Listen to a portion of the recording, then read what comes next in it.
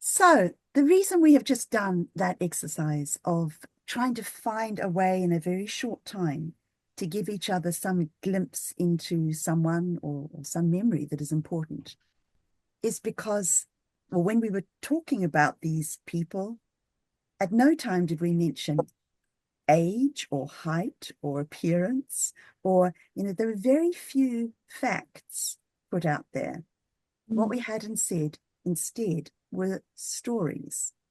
And that's what I hoped for, because we can gather an awful lot about something, a lot of knowledge about something through facts. But if we're wanting to understand something and someone complex, then we tend to go for stories. And what we're going to be looking at over the next 6 sessions together is something which is so complex that we have to use stories to begin to get a glimpse of the great mystery that it is. And not only is it something so complex, but it's someone so complex. Because what we're really looking at and going to be looking at is who Jesus was and why Jesus had to die. What happened? What was achieved? And that's kind of something of such depth and such mystery that we kind of have to resort to stories, which of course is exactly what Jesus himself did. The whole Bible is crammed full of stories, and Jesus came from a line of storytellers. And when he was teaching, as we all know, he used stories more than just about anything.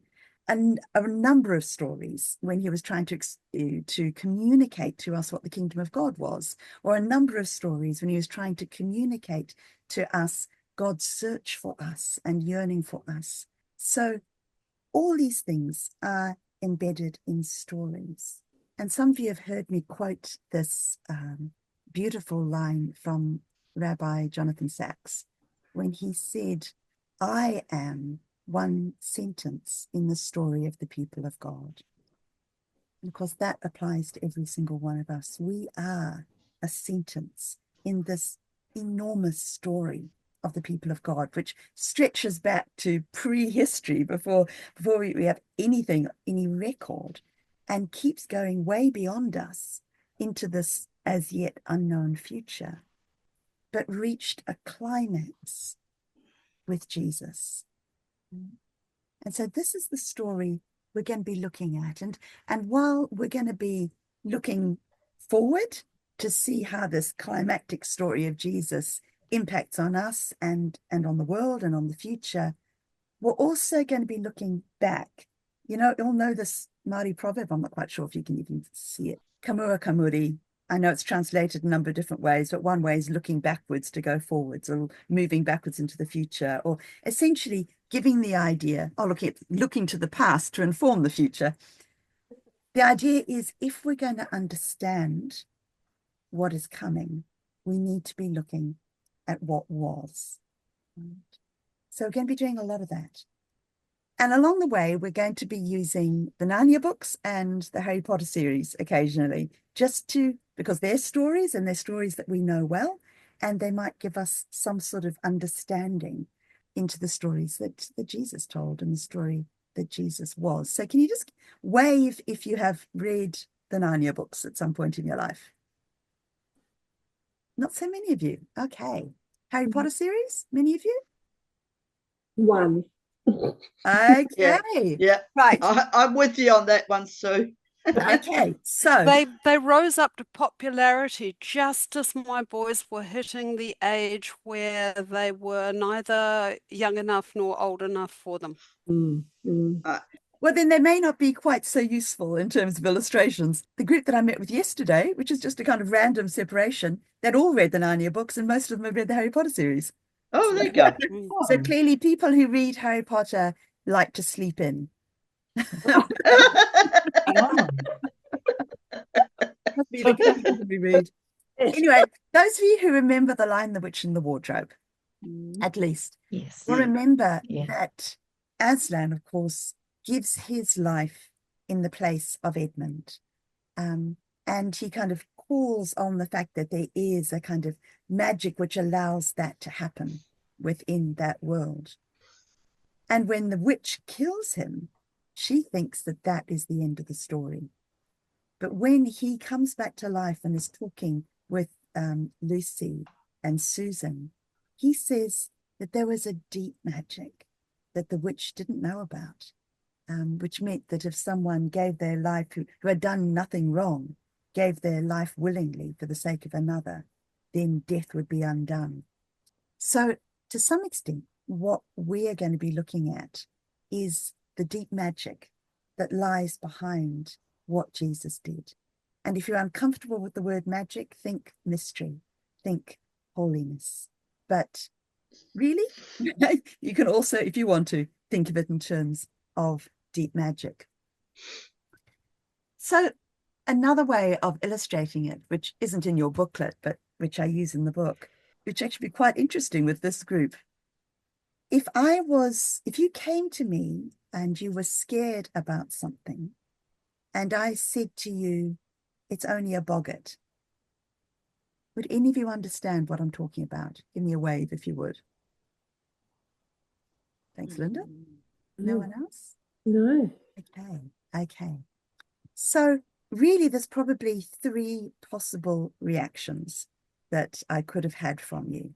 The first reaction, which is the one that most of you have had, is you haven't got a clue what I'm talking about, right?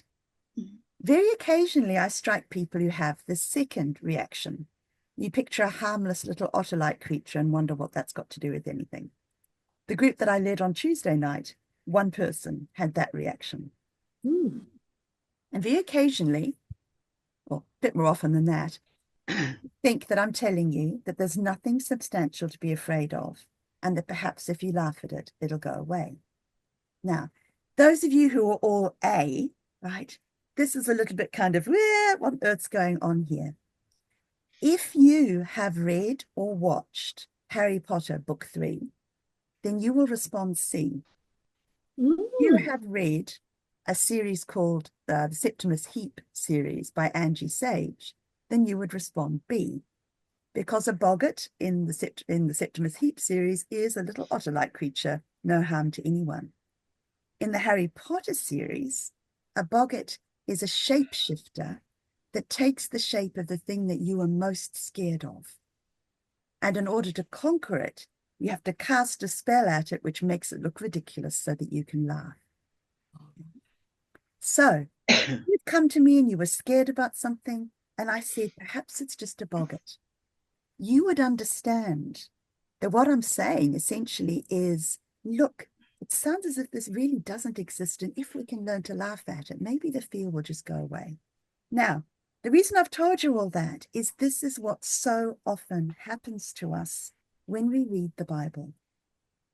Because so often we don't know the stories that the Bible tellers, the Bible writers know. And so we pick up a bit of scripture, right? And either we just have no idea what they're talking about, or we bring the wrong story to the Bible and we think they're talking about an otter where they're actually talking about a shapeshifter. So what is so important in trying to understand the New Testament is to learn the same stories, if we possibly can, as much as we can, learn the stories that those New Testament writers knew, so that when they refer to the stories, we understand what they're talking about. Does that make sense? Yeah. So all that is by way of preparing us to think about atonement. Atonement is this kind of catch-all phrase, catch-all word that we use to refer to what it was that Jesus actually achieved. So at the end of these studies, we're going to be celebrating Holy Week and Easter. So we're going to be going through Maundy Thursday, Good Friday, Holy Saturday, Easter Sunday, and we make a big deal about this in the Anglican Church because we believe that this is the most important part of our church year.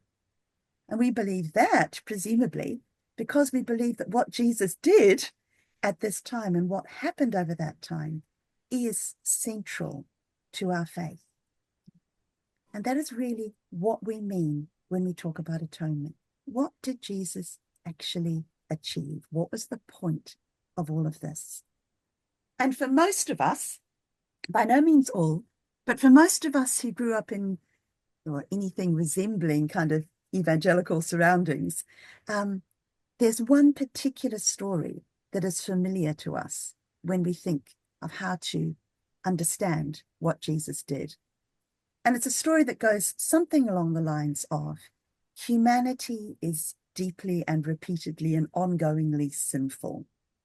And God is a just God who by rights should punish humanity for being sinful. But God knows that we couldn't deal with that, and God is also a God of love.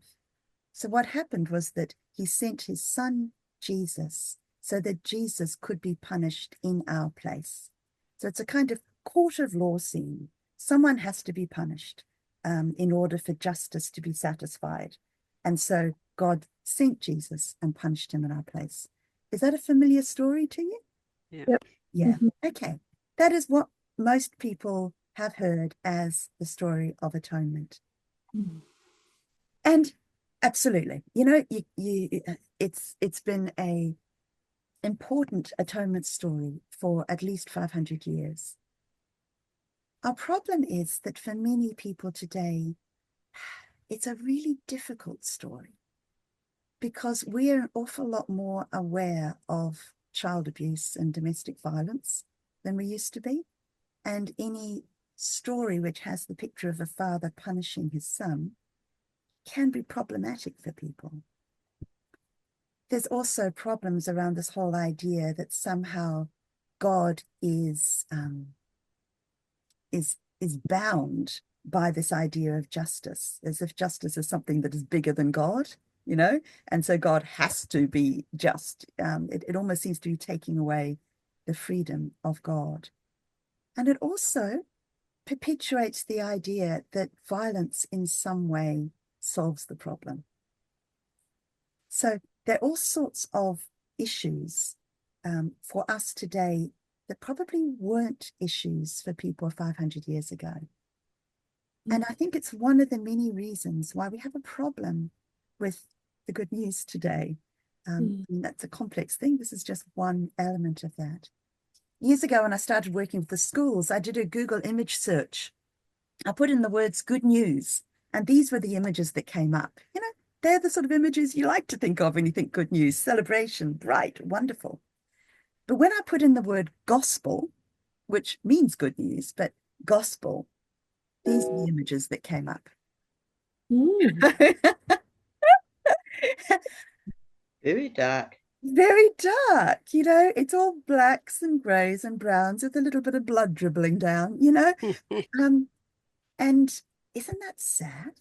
Mm. Isn't that sad? And it raises the question, is our gospel actually seen as good news anymore? And if it isn't, and yet we believe that it is actually good news, then we've got to find a way of telling the story which is going to resonate with people as good news.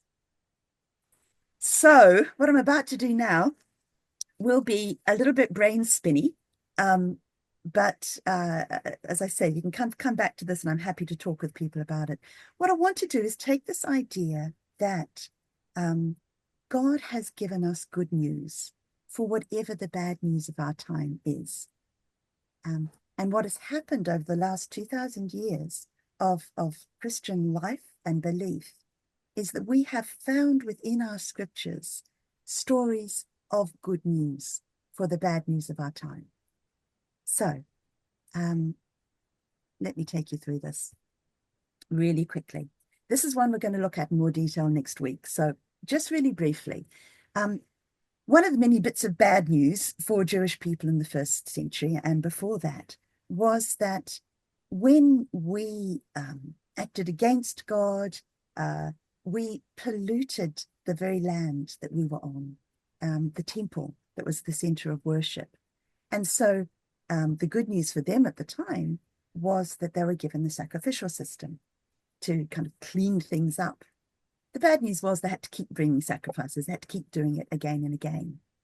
So the good news for Christians in the first century, coming out of a Jewish background, was that Jesus was the one-time sacrifice that never needed to be repeated, that would purify the world and purify us. And this is something we say pretty well every Eucharist. We refer to Jesus as, this one sacrifice made once for all. So that was their good news. There was also an element of bad news in the first few centuries because of the belief that the world was filled with warring powers between demons and angels, right? And all the way through the Gospels, of course, demons play a reasonably large part. So the bad news is these warring powers. And so the good news of Jesus was that he defeated Satan and all those powers. Can you see how different a story that is to the first one? Right? And yet they're being held at the same time because it's two aspects, two glimpses into what Jesus has done, which were good news for the bad news of the day.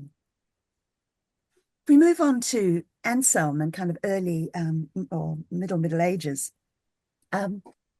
there Anselm is part of a society which is very strictly set up with a very strict hierarchy.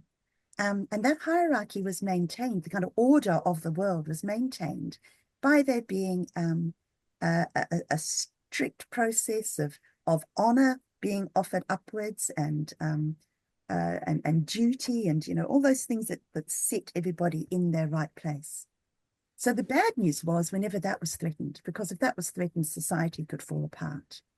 And so if you look at the relationship between humanity and God, well, we had not been offering God the honor due to him. And we had been sinning and all that stuff.